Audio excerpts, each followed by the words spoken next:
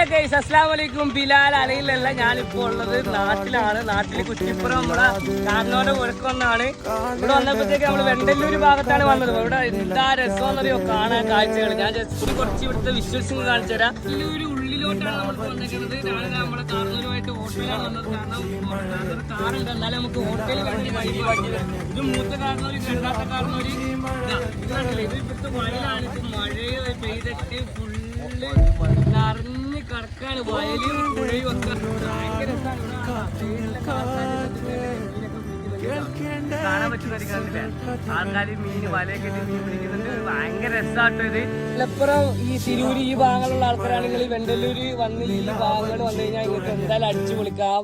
നമുക്ക് ഫ്രണ്ട്സായിട്ടൊക്കെ വന്നിട്ട് മീൻ പിടിക്കാനും പിന്നെ ഇവിടെ നിന്നിട്ട് ഇങ്ങനെ എന്തെങ്കിലുമൊക്കെ പഴയ കാര്യങ്ങളൊക്കെ സെറ പറയാനൊക്കെ പറ്റിയ സ്ഥലമാണ്.